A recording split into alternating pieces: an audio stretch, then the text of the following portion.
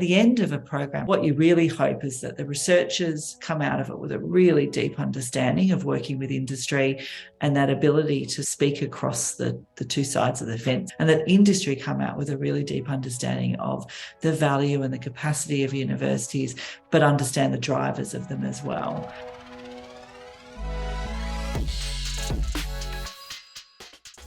Hello, and welcome to the Strategic Partnerships podcast series. In today's episode, Todd Davey, Associate Partner at UIIN, sits down with Jane O'Dwyer, CEO of Cooperative Research Australia, to discuss the unique role and impact of Cooperative Research Centres in Australia's innovation ecosystem. Join us as they explore successful collaborations, effective partnership management, and long-term evaluation of these transformative initiatives. We hope you enjoy the discussion.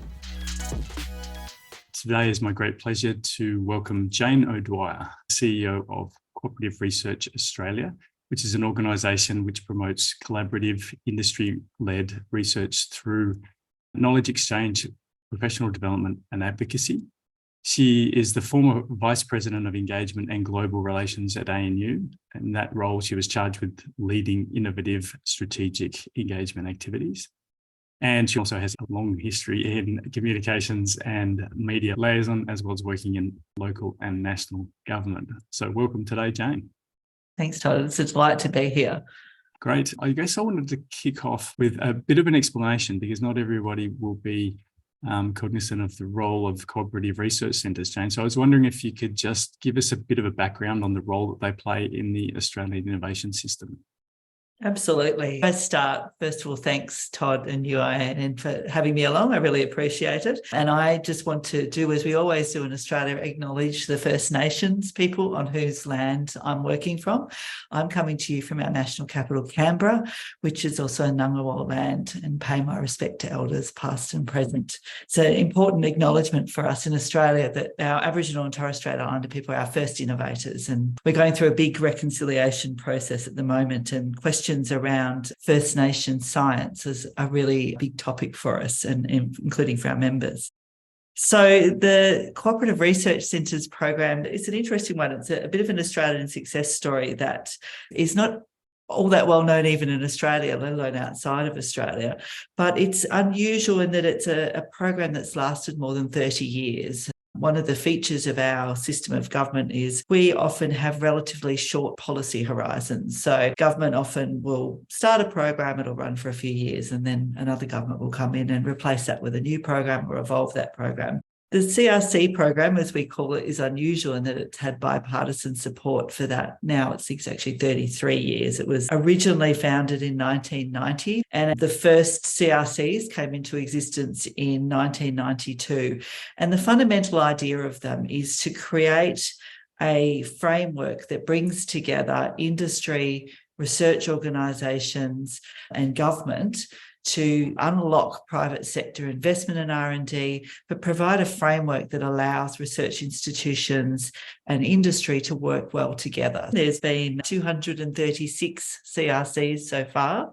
And some of the things that the CRC program does in the process of being funded, it's a fairly complex process. There's one round every year, and the last few years has been about 3 of these funded each year. They have to have genuine commitments, financial commitments and in-kind commitments from industry and from the research partners.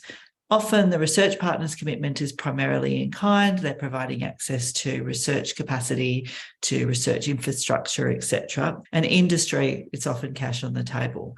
What's interesting about them is that they'll often bring together businesses that are in the same industry that might traditionally be seen as competitors, working to solve potential problems or look over the horizon in something that will advance the whole industry.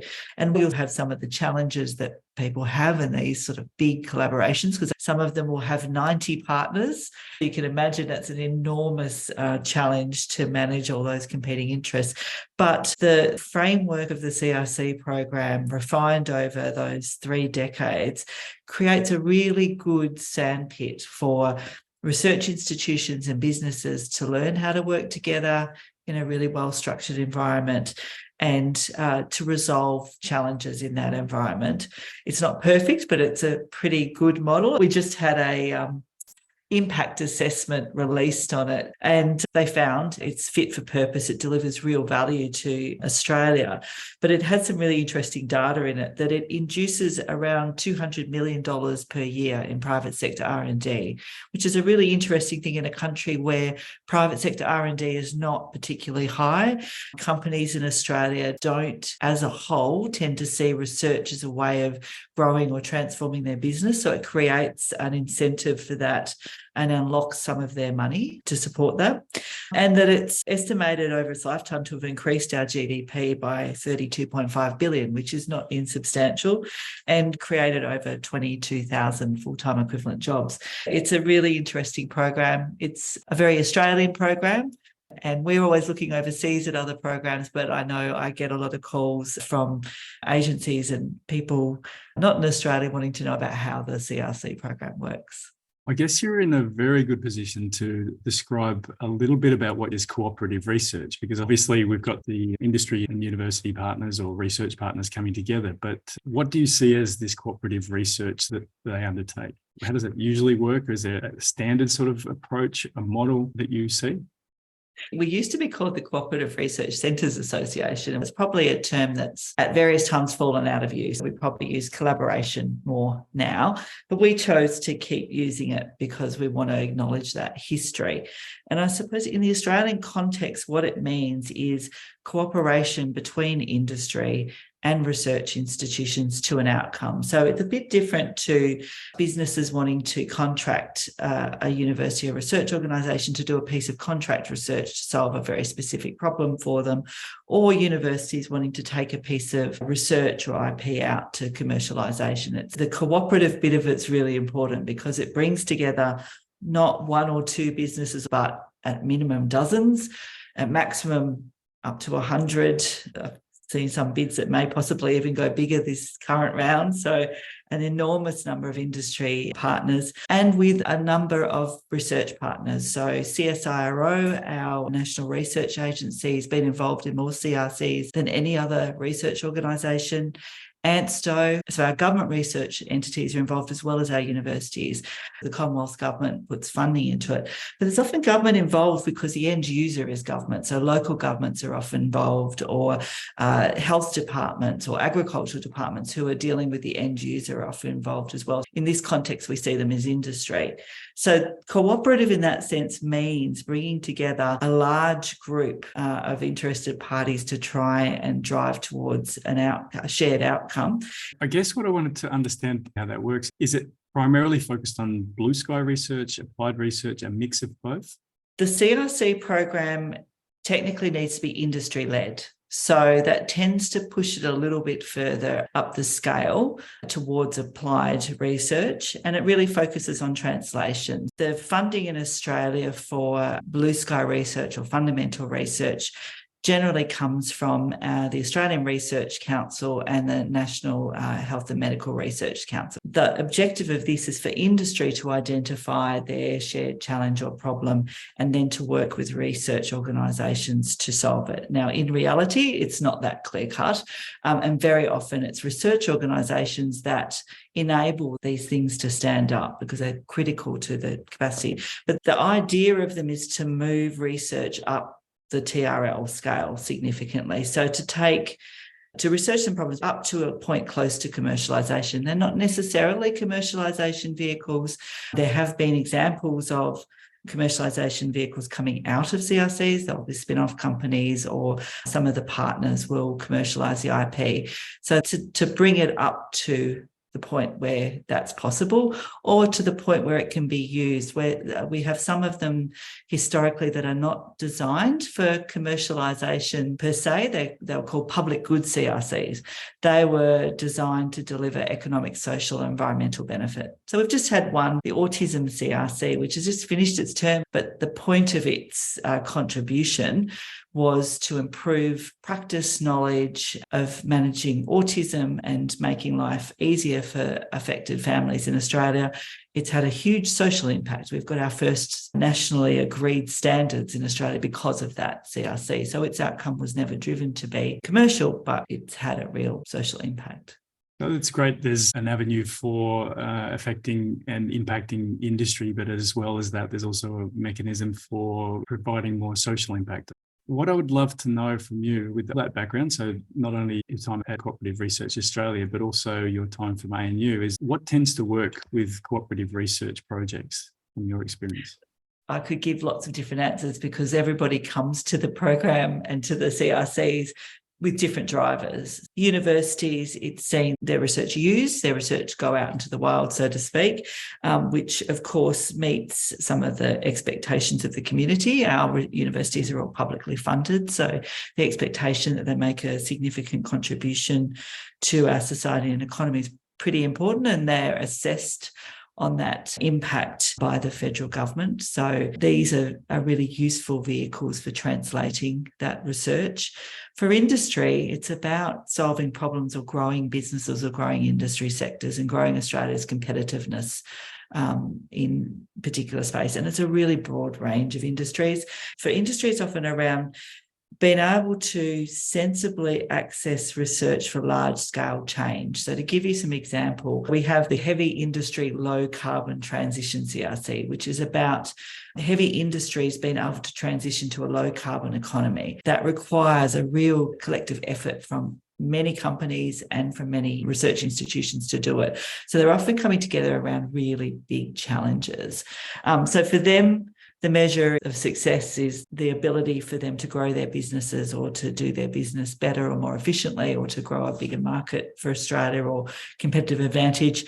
For universities, it's about seeing the translation of their impact on the economy and the community, which of course is a return to the community on that investment in universities. My favourite story of one is the Honeybee CRC.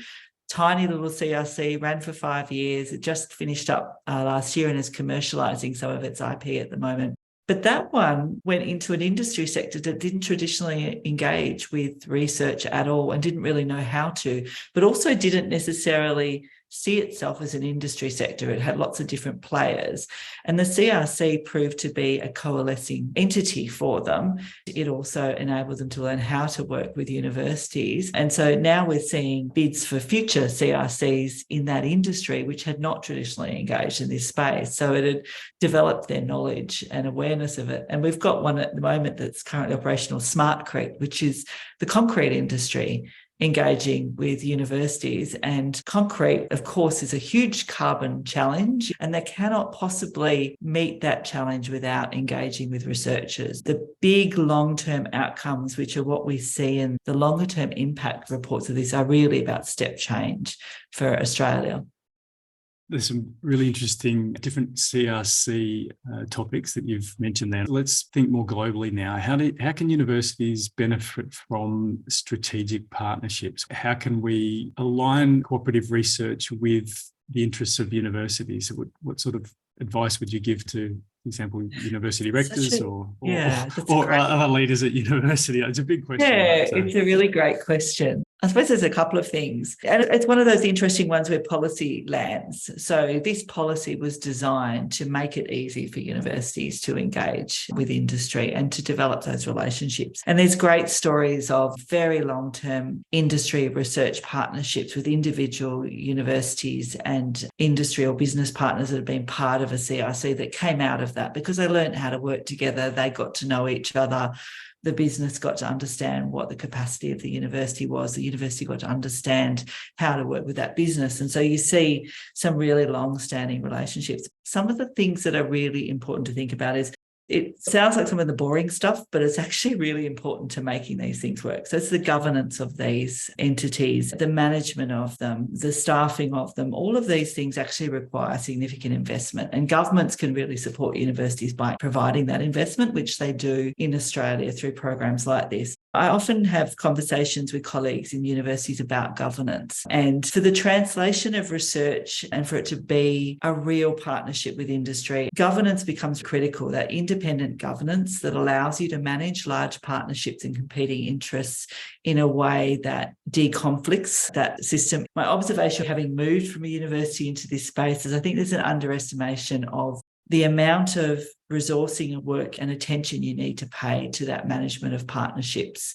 and to really understanding what the drivers are for industry, what they're seeking to get from it, and what the drivers are for researchers and what they're seeking to get for it, and come to a balance. If you don't invest in, that's where you get conflict and you can't resolve the conflict. I think universities have the capacity to take very long views of things.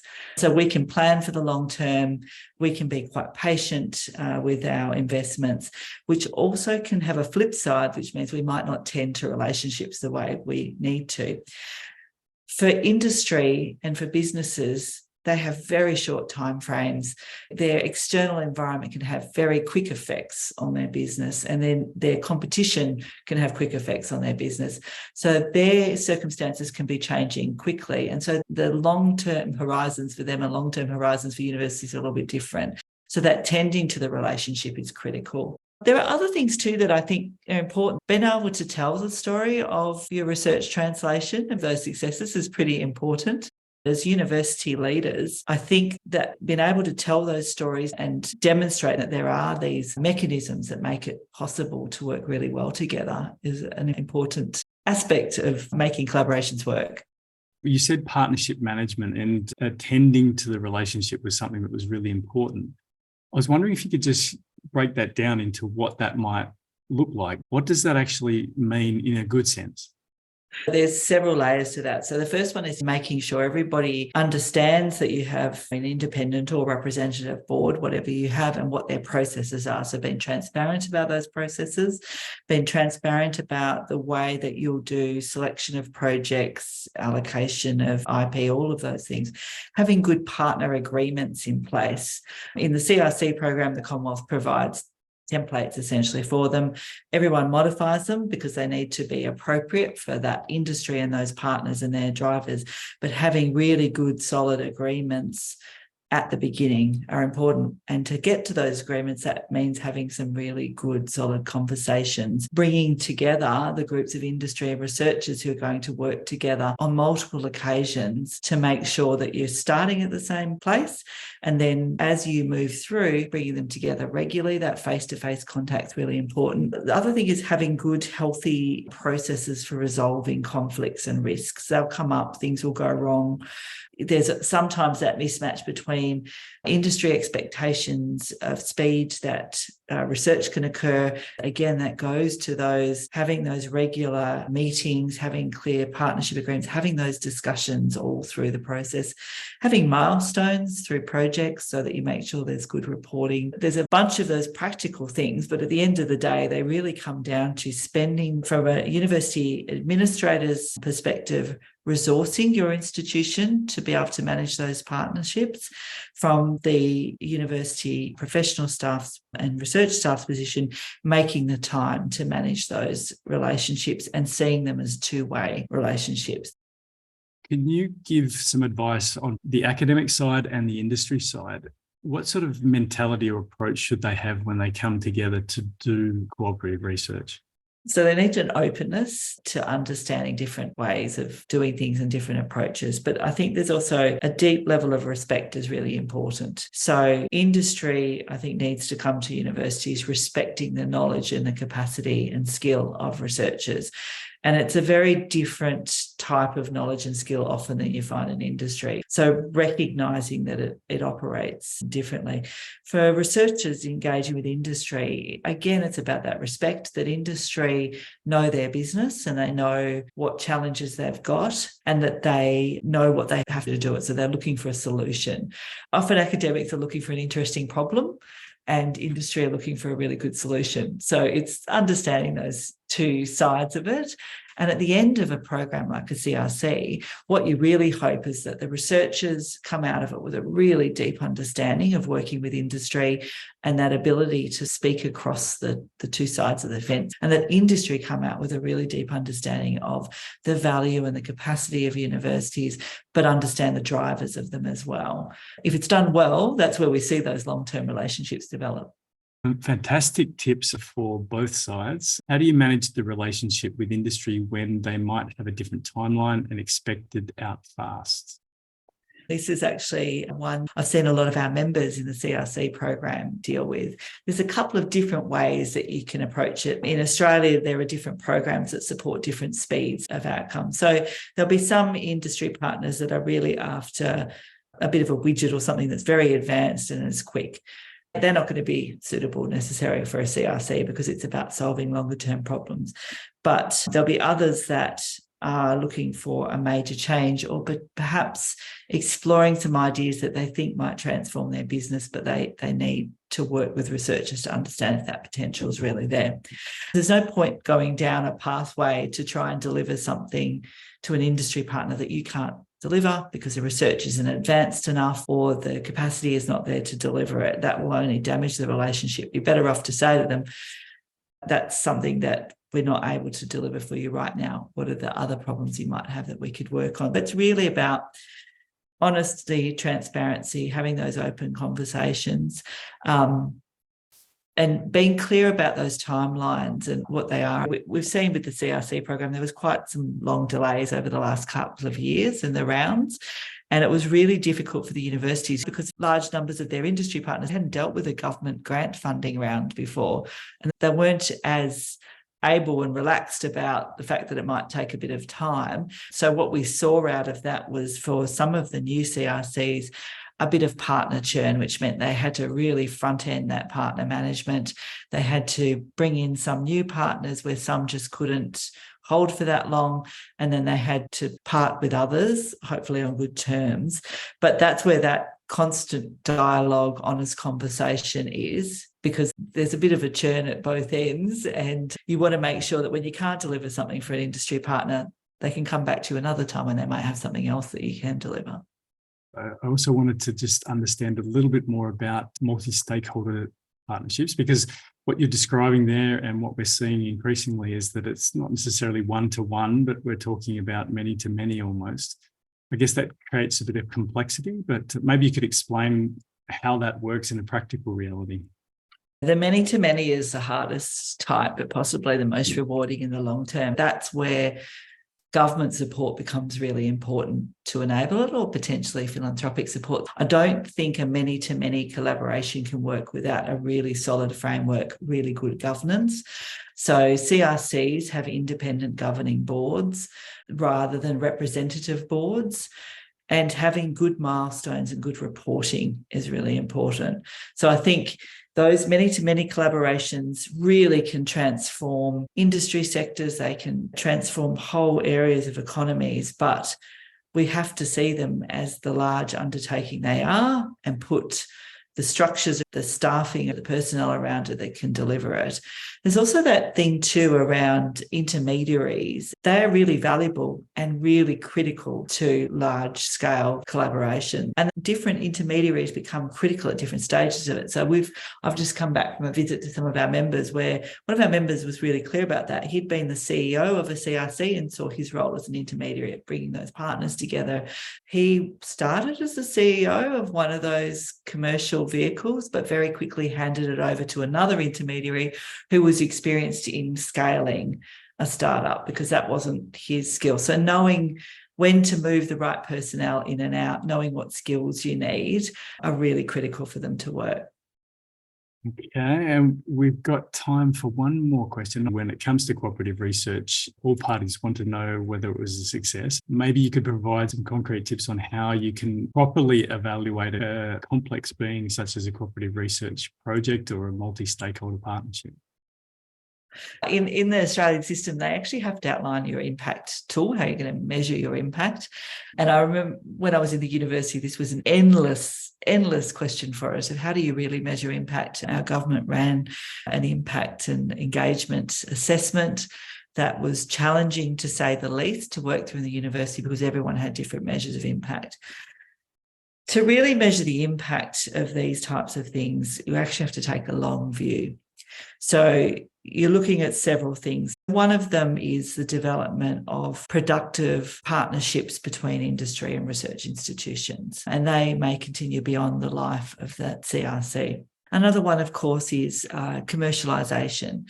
Now, to really see commercialisation scale to make a difference, you've got to allow a long timeline. There are other things that are measures that I think are really important. One is the creation of a skilled workforce, so a workforce skilled in working across industry and research and commercialisation of research, or the translation of it to social, environmental, other benefits as well.